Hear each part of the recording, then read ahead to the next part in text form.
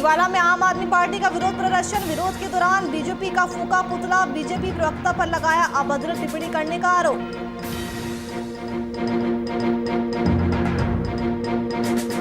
देहरादून में मीडिया से रूबरू हुए सचिन पायलट का मोदी सरकार पर निशाना। 7 सालों में महंगाई को लेकर साधा निशाना।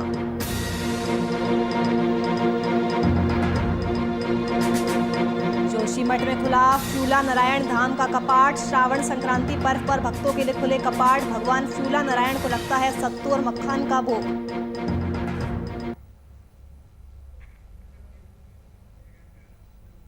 नमस्कार, वीआईपी न्यूज देख रहे हैं आप। मैं आपके साथ नुपुर सक्सेना। स्वागत है आपका उत्तराखंड लाइव में। उत्तराखंड के मुख्यमंत्री पुष्कर सिंह धामी ने आज से हरेला पर्व की शुरुआत कर दी है। राजधानी देहरादून में आयोजित कार्यक्रम में वृक्षारोपण करते हुए मुख्यमंत्री पुष्कर सिंह धामी ने कहा कि हरेला प्रकृति के संरक्षण का पर्व माना जाता है। ऐसे में हम सभी को ये संकल्प लेना चाहिए कि प्रकृति के संरक्षण के लिए वृक्षारोपण करना जरूरी है और उन पेड़ों का संरक्षण करना भी बहुत जरूरी है। मुख्यमंत्री धामी ने कहा कि उनका दिल्ली दौरा राज्य के विकास से जुड़ा हुआ था, जिसमें उन्होंने केंद्रीय मंत्री अश्विनी वैष्णव से मुलाकात की। मुख्यमंत्री ने कहा कि भारत ने कार्यक्रम के तहत राज्य के 6000 गांवों को योजना से जोड़ना है, जिसके लिए उन्होंने केंद्रीय मंत्री से मुलाकात कर इस विषय पर विचार विमर्श भी किया। हरेला हमारा एक त्योहार है और इस त्योहार को हम प्रकृति संरक्षण का त्योहार मानते हैं और इस दिन हमें संकल्प लेना चाहिए कि अधिक से अधिक जो आज कोरोना के समय में जो हमारे सामने पर्यावरण का एक बहुत बड़ा संकट पैदा हो गया है, जिस प्रकार से ऑक्सीजन कम हो रही है, जिस तरीके से आज पर्यावरण संरक्षण की तरफ जो है हम लोगों को अत्यधिक ध्यान देने की आवश्यकता है। तो इस दिन हम अधिक से अधिक पेड़ लगाएं, हमने यही आह्वान किया है। और पेड़ लगाए ही नहीं बल्कि उनका संरक्षण भी करें, क्योंकि यह प्रकृति संरक्षण का दिवस भी है। मैं सभी प्रदेशवासियों को, सभी को अपनी तरफ से आज के पर्व की शुभकामनाएं देता हूं। तो सीएम पुष्कर सिंह धामी ने आज से उत्तराखंड में हरेला पर्व का आगाज किया है। हरेला प्रकृति के संरक्षण का पर्व है, ऐसा कहना है सीएम पुष्कर सिंह धामी का। इसके अलावा धामी ने यह भी कहा कि गुलदस्ता नहीं, मुझे पौधा दे, इसे सहज कर रखा जाएगा। आपको बता दें कि पिछले साल हरेला पर्व के दिन 1 घंटे में 3,71,000 पौधे लगाकर रिकॉर्ड बनाया गया था और इस बार भी इस रिकॉर्ड को तोड़ने की तैयारी है। इसके अलावा राज्यपाल बेबी रानी मौर्य ने भी हरेला पर्व की शुभकामनाएं दी है। आपको बता दें कि आज हरेला पर्व के मौके पर सीएम पुष्कर सिंह धामी ने वृक्षारोपण किया, राज्यवासियों को हरेला पर्व की शुभकामनाएं दी और साथ ही कहा कि हरेला प्रकृति के संरक्षण का पर्व माना जाता है और ऐसे में हम सभी को संकल्प लेना चाहिए कि प्रकृति के संरक्षण के लिए वृक्षारोपण बेहद ही जरूरी है। अगली खबर डोईवाला से है, जहां मुख्यमंत्री पुष्कर सिंह धामी आज एसडीआरएफ मुख्यालय पहुंचे। इस दौरान एसडीआरएफ द्वारा मुख्यमंत्री का गार्ड ऑफ ऑनर के साथ स्वागत किया गया। वहीं मुख्यमंत्री धामी ने मुख्यालय परिसर में हरेला पर्व के मौके पर पौधारोपण कर क्षेत्रवासियों को हरेला पर्व की बधाइयां दी। इस दौरान सीएम ने कहा कि 7 करोड़ रुपए की ऑक्सीजन एक व्यक्ति अपने जीवन में लेता है, इसलिए सभी को पेड़ लगाना चाहिए और साथ ही उसकी देखभाल भी करनी चाहिए। इस दौरान कैबिनेट मंत्री धन सिंह रावत और डीजीपी अशोक कुमार भी कार्यक्रम में मौजूद रहे।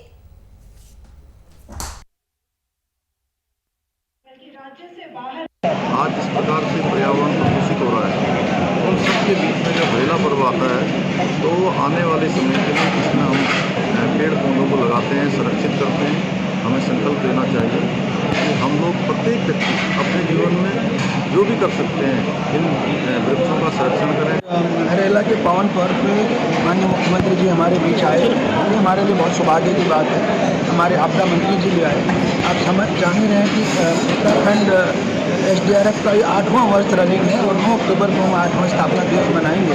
अब तक हमारे भवन भी लगभग बन करके तैयार हुए हैं और इन सालों में एसडीआरएफ ने बहुत अच्छा नाम कमाया है। कम से कम आपदा के प्रभाव को कम कर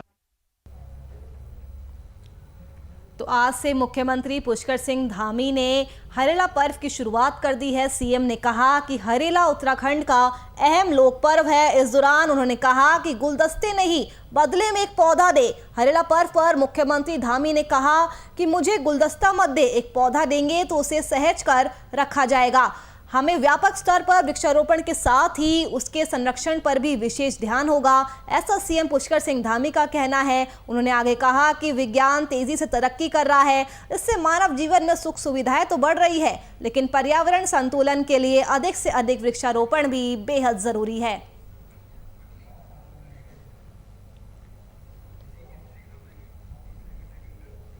चलिए रुक करते हैं अगली खबर की ओर। राज्य सरकार द्वारा उत्तराखंड पुलिस कर्मियों की ग्रेड पे में कटौती किए जाने के विरोध में कांग्रेस ने बीजेपी सरकार के खिलाफ मोर्चा खोल दिया। कांग्रेस ने बीजेपी पर राज्य भर के पुलिस कर्मियों के साथ शोषण करने का आरोप लगाया। कांग्रेस सेवा दल प्रदेश अध्यक्ष राजेश रस्तोगी ने कार्यकर्ताओं के साथ मिलकर मुख्यमंत्री धामी की शव यात्रा निकाली और विरोध प्रदर्शन भी किया। कांग्रेस ने यह आरोप लगाया और कहा कि उत्तराखंड पुलिस दिन रात लोगों की सुरक्षा के लिए खड़ी रहती है, लेकिन मूलभूत सुविधाओं से वंचित पुलिस कर्मियों की ग्रेड पे में कटौती की गई है। ऐसी स्थिति में पुलिस कर्मियों को परिवार का पालन पोषण करने में भारी परेशानी का सामना करना पड़ रहा है। शव यात्रा है, 3 दिन की शव यात्रा है। कुमाऊं मंडल से शुरू हुई है, देहरादून में राजभवन में 17 तारीख को समाप्त होगी। पूरी कोरोना महामारी के दौरान उत्तराखंड राज्य पुलिस कर्मियों ने पूरी जनता की सेवा की है। इन्होंने अच्छा भी किया है, बुरा भी किया है, सेवा की है।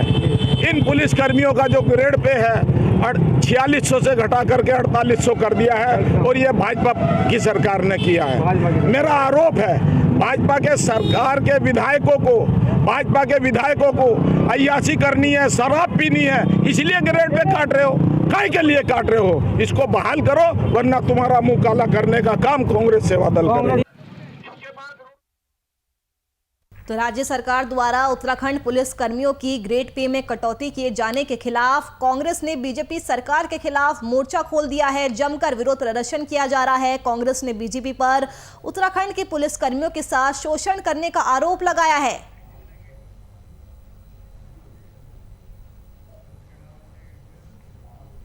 डोईवाला विधानसभा में आप कार्यकर्ताओं ने बीजेपी प्रदेश प्रवक्ता की टिप्पणी का विरोध किया और आप नेता गणेश कुड़ियाल के नेतृत्व में बीजेपी का पुतला फूका। आम आदमी पार्टी के प्रदेश प्रवक्ता राजू मौर्य और आप नेता गणेश ने बीजेपी नेता पर अभद्र टिप्पणी करने का आरोप लगाया और बीजेपी की कथनी और करनी को स्पष्ट करने की मांग की। साथ ही बीजेपी प्रवक्ता द्वारा की गई टिप्पणी को अभद्र बताते हुए उनकी दुर्लभ मानसिकता का परिचय दर्शाने की बात कही। इसके अलावा कहा कि आम आदमी पार्टी उत्तराखंड के शहीदों के सपनों को साकार करने और यहाँ की जनता के साथ खड़ी है। बिजली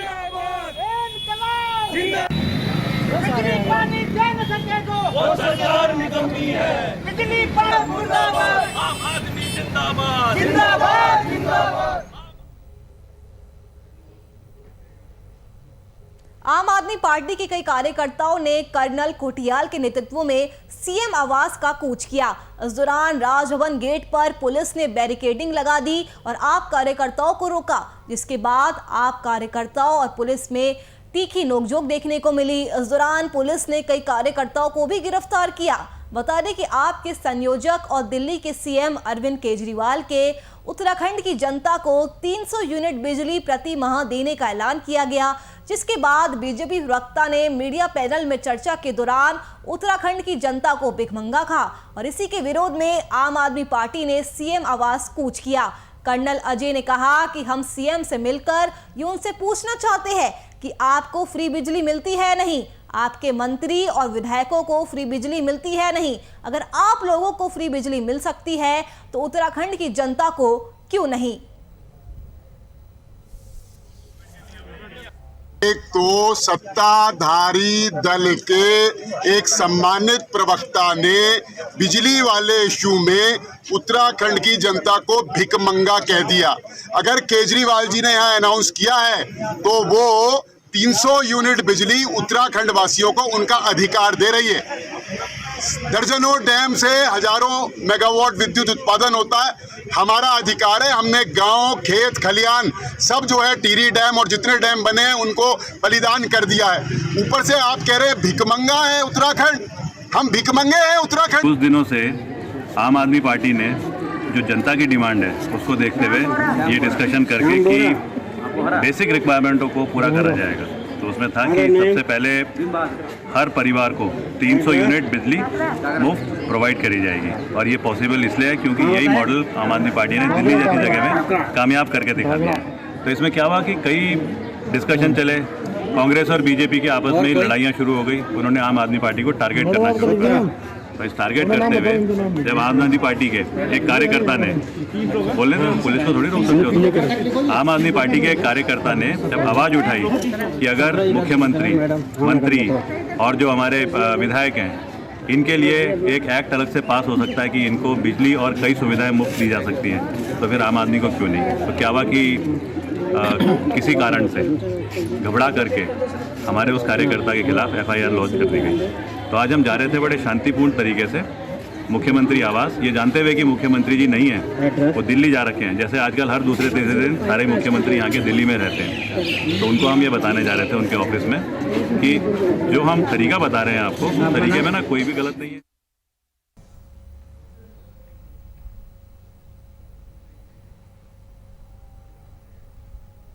कांग्रेस के वरिष्ठ नेता और राजस्थान के पूर्व डिप्टी CM सचिन पायलट शुक्रवार को देहरादून में मीडिया से मुखातिब हुए। महंगाई के मुद्दे पर केंद्र सरकार पर उन्होंने हमला बोला और सचिन पायलट ने कहा कि केंद्र सरकार ने पिछले 7 सालों में महंगाई पर किसी भी तरह का कोई कंट्रोल नहीं किया है। हालात इतने खराब हैं कि आज पेट्रोल डीजल के दाम ज्यादा होने की वजह से इसका प्रभाव सभी सेक्टरों पर देखने को मिल रहा है, लेकिन सरकार इसे लेकर सिर्फ हवाई दावे कर रही है। मुझे ऐसा लगता है कि लोगों ने देख लिया, 14 के बाद लोगों को लगा कि न जाने ऐसे जो वादे हमसे किए जा रहे हैं, मोदी जी जब PM कैंडिडेट बने थे तो बहुत सी बातें करे थे। आज 7 साल के बाद एक ऐसा क्षेत्र मुझे बता दीजिए, अर्थव्यवस्था का, नौकरी का, किसानी का, अंतर्राष्ट्रीय बॉर्डर्स पर, स्वास्थ्य का, चिकित्सा का, हर क्षेत्र में हम लोग पिछड़ते चले जा रहे हैं। फिर भी हम नारे देते हैं, stand up India, digital India, आत्मनिर्भर इंडिया, स्वस्थ इंडिया, स्वच्छ भारत, लेकिन उन नारों का निकला क्या? मैं नहीं कहता हूँ कि हमारी पार्टी की जब सरकार थी तो लोगों को हमसे कुछ शिकायत नहीं थी, लेकिन इस प्रकार का जो हालात आप देख रहे हैं, चीन क्या कर रहा है बॉर्डरों के ऊपर, लगातार देश में एक इस तरह की राजनीति की जा रही है जो कहीं ना कहीं द्वेष और घृणा को पैदा करती है। हम लोग, हमारी पार्टी और मैं, हम सब चाहते हैं कि देश में जो हमारा इतिहास, संस्कार हजारों साल पुराना रहा, वो प्रेम, प्यार, भाईचारा बना रहे। देखिए, देश में एकजुटता है, प्यार मोहब्बत है, तो दल भी रहेंगे, सरकारें बनती रहेंगी, लेकिन अगर आपस में खिंचाव हो जाएगा, एक दूसरे में दुश्मनी पैदा हो जाएगी, जो कहीं ना कहीं देखने को मिलती है, इसको रोकने के लिए जरूरी है कि देश के लोग समझ गए हैं, नौजवान समझ गए हैं, परिवर्तन होगा, उत्तराखंड में भी होगा, देश में।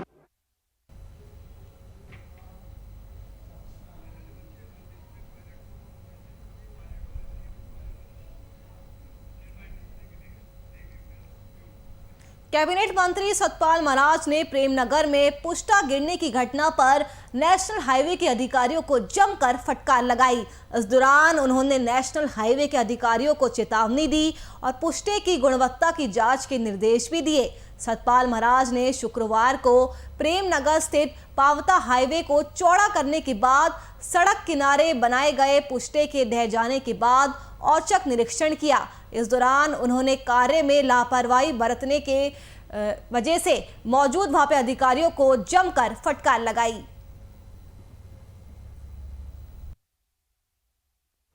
निश्चित रूप में मैंने बड़ी सख्ती बरती है और मैं यहाँ आया हूँ खुद मौका मुआयना करने के लिए।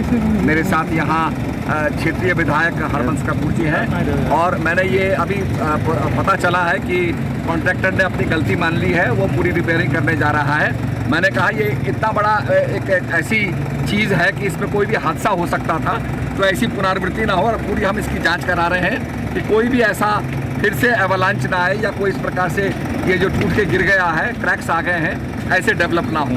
तो मैं बड़ी सख्ती से कह रहा हूँ और मैंने ये भी आदेश दिए हैं कि जो भी सड़क है उसके किनारे जो नाली होती है उस नाली की सफाई होनी चाहिए, ताकि पानी जो है सड़क पे ना ठहरे और गड्ढे ना बने। मैंने हिदायत दी है कि सारे गड्ढों को जो है धीरे धीरे दूर किया जाए, गड्ढों के मरम्मत की जाए और सड़क जो है सीधी और सुगम और स्वच्छ रखी जाए। इसके हिदायत दी है। इसके साथ साथ हमने जो साइनेजेस है उसके लिए भी कहा है, और जहाँ पर कनेक्टिविटी नहीं है वहाँ पर हमने कहा कि 1 किलोमीटर पहले आप पहले से बता दें, साइन लगा दें कि आगे कनेक्टिविटी नहीं है, ताकि जो भी व्यक्ति है अपनी लोकेशन जो भी सूचना देनी है अपने परिवार को। तो सतपाल महाराज ने प्रेमनगर में पुष्टा गिरने की घटना को गंभीरता से लिया और उन्होंने खुद वहां जाकर निरीक्षण किया। नेशनल हाईवे के अधिकारियों की उन्होंने जमकर क्लास लगाई, उनको फटकार लगाई। इसके अलावा अधिकारियों को चेतावनी भी दी है और पुष्टे की गुणवत्ता की जांच के भी सतपाल महाराज ने निर्देश दिए हैं। आपको बता दें कि प्रेमनगर स्टेट पांवटा हाईवे को चौड़ा करने के बाद सड़क किनारे बनाए गए पुष्टे के ढह जाने के बाद उन्होंने खुद वहां जाकर औचक निरीक्षण किया। इस दौरान उन्होंने निर्माण कार्य में लापरवाही बरतने पर मौके पर मौजूद नेशनल हाईवे के अधिकारियों की जमकर क्लास ली।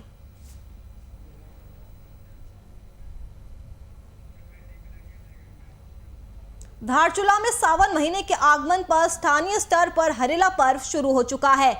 आज उप जिलाधिकारी धारचूला अनिल कुमार शुक्ला ने ब्लॉक धारचूला में हरेला पर्व पर पौधारोपण किया। इस दौरान नगर पालिका के अध्यक्ष राजेश्वरी देवी और सभासद बेला शर्मा के साथ बीजेपी और कांग्रेस के जिला अध्यक्ष भी मौजूद रहे और साथ ही संकल्प लिया गया कि 24 जुलाई तक हरेला पर्व में पूरे विधानसभा स्तर या ब्लॉक स्तर पर 40,000 फलदार और औषधि गुण वाले पौधों को लगाया जाएगा। हाँ, आज हरेला का पर्व है। इस पर जो है आप सभी लोगों को ढेर सारी शुभकामना और बधाई। और हरेला के पर्व पर ये ब्लॉक में बीडीओ के नेतृत्व में लगभग 20,000 पौधों का वृक्षारोपण का आज की तारीख में जो है लक्ष्य रखा गया है और 13,422 गाँव में सामान्य वृक्षों का वृक्षारोपण किया जा रहा है और 5 गाँवों में फलदार वृक्षों का वृक्षारोपण 4,480 पौधों का किया जाएगा। इस प्रकार टोटल जो है 20,000 के आसपास जो है पूरे ब्लॉक में जो है वृक्षारोपण किया जाएगा, ये 27 गाँव में।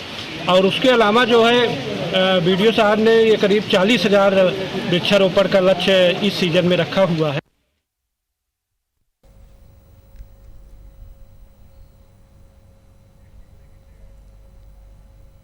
प्रदेश भर में आज हरेला दिवस मनाया जा रहा है। इसी के तहत जोशीमठ प्रखंड के पैनी वन पंचायत के 3 प्लांटेशन में नंदा देवी बायोस्फीयर रिजर्व द्वारा हरेला उत्सव मनाया गया और 2000 पौधे भी लगाए गए। हरेला दिवस के साथ ही वन विभाग हरेला सप्ताह भी मना रहा है। हरेला सप्ताह कार्यक्रम के तहत नंदा देवी बायोस्फीयर रिजर्व ने 5,000 पौधे रोपने के साथ उनके संरक्षण का लक्ष्य भी रखा है।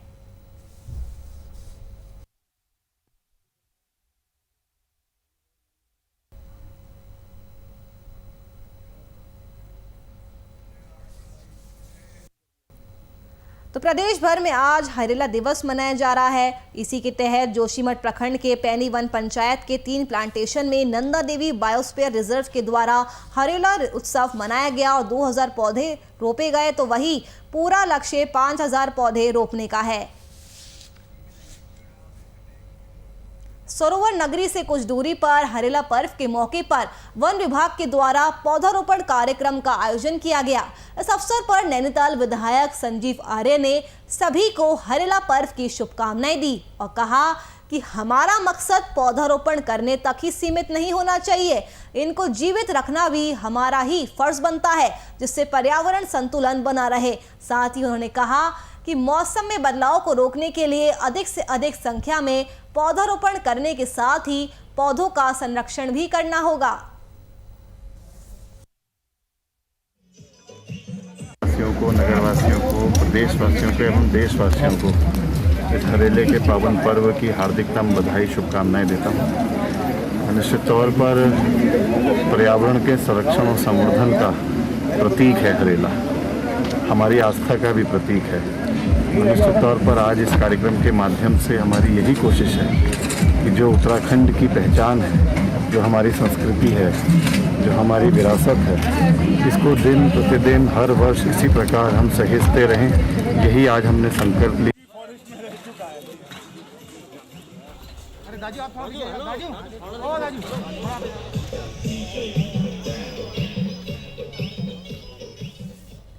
तो आज वन विभाग के द्वारा पौधारोपण कार्यक्रम का आयोजन किया गया। आपको बता दें कि इस अवसर पर नैनीताल विधायक संजीव आर्य ने सभी को हरेला पर्व की शुभकामनाएं भी दी।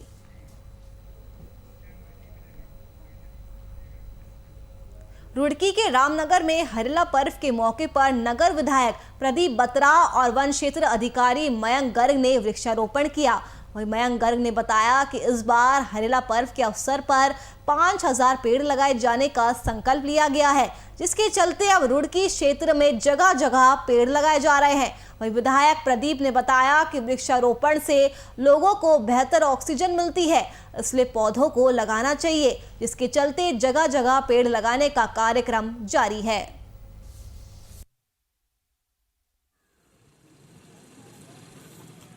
और आज वन विभाग द्वारा कार्यक्रम यहाँ पर रखा गया रामनगर के रामलीला ग्राउंड में, और एक बहुत अच्छा ग्राउंड यहाँ पर है। यहाँ पर आज वृक्षारोपण किया गया। यहाँ पर वृक्ष नहीं थे, तो और मैं समझता हूँ कि वृक्ष लगाना बहुत ज़रूरी है। जैसे कि हमने कोरोना की महामारी झेली है और ऑक्सीजन की कमी हम लोगों ने देखी है कि सदा लोग ऑक्सीजन के लिए परेशान हुए, तो ऐसी कमी दोबारा ना आ पाए।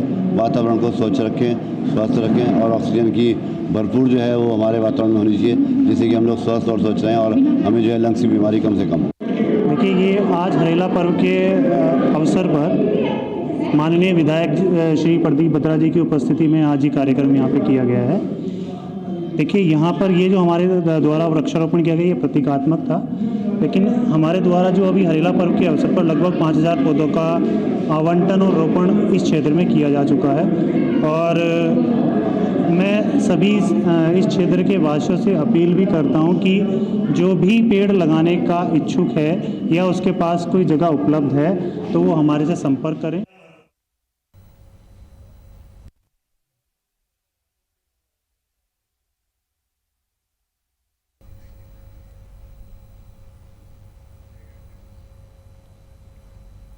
टिहरी गढ़वाल के ग्राम पंचायत पेंडुला में ग्राम प्रधान संजीव कुकसाल के नेतृत्व में ग्रामीणों द्वारा हरेला पर्व मनाया गया।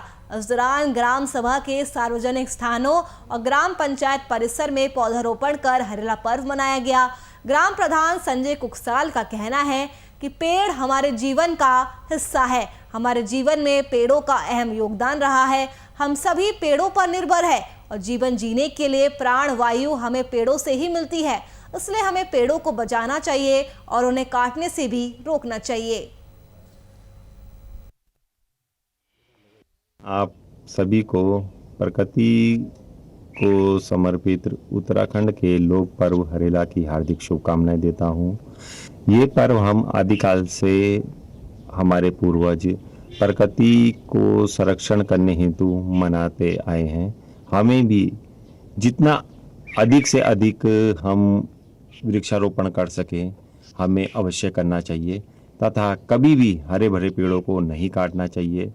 अगर ये प्रकृति, ये पेड़, ये जंगल नहीं रहेंगे तो हमारा भी मनुष्य का कोई अस्तित्व नहीं रहेगा।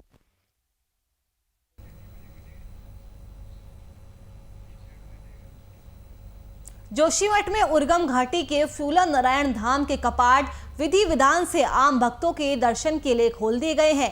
करीब 10,000 फीट की ऊंचाई पर स्थित इस मंदिर की सबसे बड़ी खासियत ये है कि यहाँ भगवान फ्यूला नारायण का हर रोज फूल श्रृंगार का दायित्व महिला को दिया जाता है, जिसे फ्यूलान कहते हैं। फ्यूला नारायण भगवान को सत्तू और मक्खन का भोग लगाया जाता है। बता दें कि इस क्षेत्र में उगने वाला विशेष फूल फ्यूला की वजह से भगवान को फ्यूला नारायण कहा जाता है।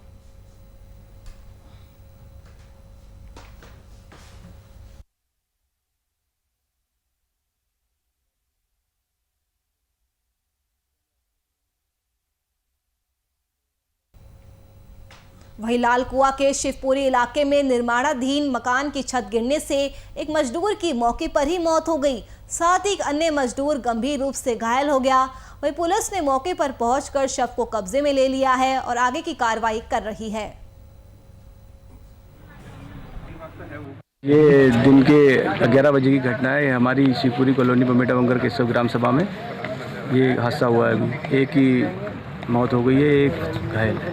ये सुबह उनके मकान का निर्माणाधीन मकान का जो काम चल रहा था तोड़ फोड़ का, तो उसमें कार्यरत थे तो अचानक ऊपर से बोल्डर गिर गया, उसमें हादसा हुआ। इंदिरा आवास सहकारी कॉलोनी हलचौड़ में यहाँ पर मकान का जो है पुनर्निर्माण का कार्य चल रहा था, तो मजदूर उसको स्लैब को तोड़ रहे थे, तो स्लैब वो पलट गई, जिसमें 2 मजदूर दब गए, जिसमें से एक तो तत्काल जिनकी मृत्यु हो गई, एक गंभीर रूप से घायल हैं जिन्हें हल्द्वानी ले गए हैं, और ला करके फिर उनको निकाला और पुलिस वाले आए थे और 108 में उनको भी अस्पताल हल्द्वानी ले गए।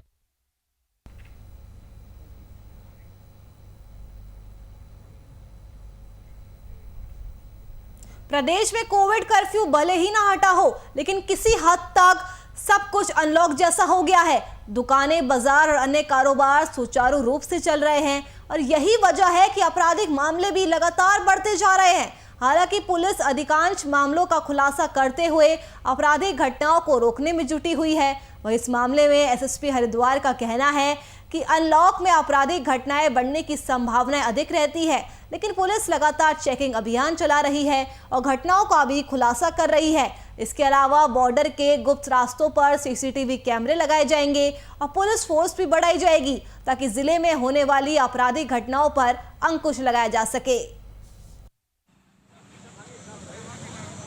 अब जो अनलॉकडाउन होने के बाद जो इंटरस्टेट मूवमेंट का जो है कोई रेस्ट्रिक्शंस नहीं है, तो पर्यटक जो भी इंटरस्टेट मूवमेंट कर रहे हैं, जो हमारा जो सरकार का नियम है कोविड गाइडलाइंस का जो है पालन करते हुए पोर्टल में रजिस्टर करना और RT-PCR 72 घंटे के पहले करना, उस नियम को फॉलो करके आ रहे हैं जो पर्यटक जो आ रहे हैं। लेकिन इस टाइप का गलत काम के लिए आ रहे हैं, वो किसी अन्य माध्यम से जो है किस प्रकार का रूट लेके किसी चोर रास्ते से या जो है किसी प्रकार का आके अंदर घटना का अंजाम दे रहे हैं। लेकिन अभी जो है हम इन सबको चेकिंग का अभियान भी हम जारी रख रहे हैं और बॉर्डर से और जो भी ऐसा रास्ता हमने आइडेंटिफाई कर रखा है वहाँ भी हम फोर्स और CCTV कैमरा का तैनात कर रहे हैं, ताकि जो है इस टाइप का कोई सस्पेशन मूवमेंट है उसके ऊपर भी हम अंकुश।